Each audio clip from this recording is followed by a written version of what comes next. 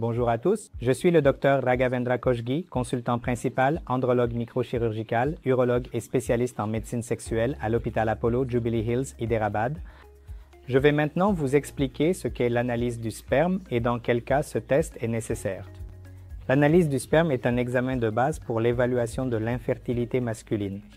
Donc, chaque fois qu'un couple souffre d'infertilité, c'est-à-dire que l'on parle d'infertilité lorsqu'il rencontre des difficultés à concevoir même après le mariage, malgré des rapports sexuels non protégés, et qu'ils ont toujours des problèmes pour obtenir une grossesse, cela s'appelle l'infertilité. Pour ces personnes, nous allons évaluer à la fois l'homme et la femme en même temps. Ici, j'aimerais souligner un point important.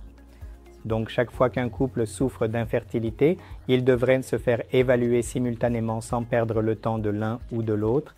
Et le tout premier examen parmi les deux individus est l'analyse de sperme, car ce test de base, simple et non invasif, orientera également les traitements pour la femme.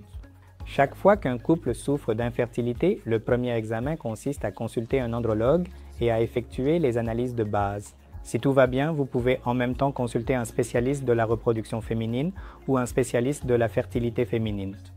Alors, lorsqu'ils viennent nous voir, quelles sont les choses de base que nous faisons? Nous effectuons un examen physique, puis, en fonction des résultats, nous pouvons poursuivre avec une analyse de sperme de base, un test hormonal, et si nécessaire, une échographie scrotale, ainsi que certains tests génétiques si cela s'avère nécessaire. L'analyse de sperme de base nous indique la capacité fondamentale d'un homme à féconder sa partenaire. Mais rappelez-vous, il ne s'agit que d'un test approximatif et basique qui ne nous donne pas d'indication complète sur la capacité fonctionnelle des spermatozoïdes. Même si les chiffres sont bons, il se peut que le fonctionnement ne soit pas optimal. C'est pour cette raison que certaines personnes peuvent rencontrer des problèmes de fertilité. Ainsi, l'analyse de sperme de base consiste, après avoir recueilli l'échantillon, à examiner les paramètres macroscopiques, à observer les paramètres microscopiques et à rechercher toute infection dans le sperme.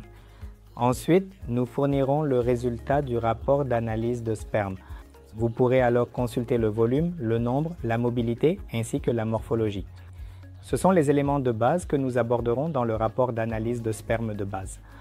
En fonction de vos résultats de spermiogramme, nous vous orienterons probablement vers des évaluations et des traitements complémentaires. Chez les personnes qui rencontrent ces problèmes de sperme ou des anomalies à l'analyse de sperme, nous chercherons les causes. Existe-t-il une raison connue ou inconnue? Comment pouvons-nous évaluer tous ces éléments? Nous pouvons aller plus loin.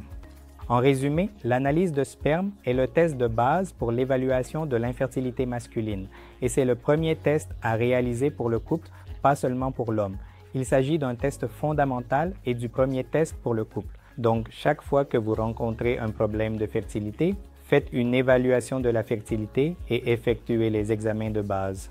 Merci.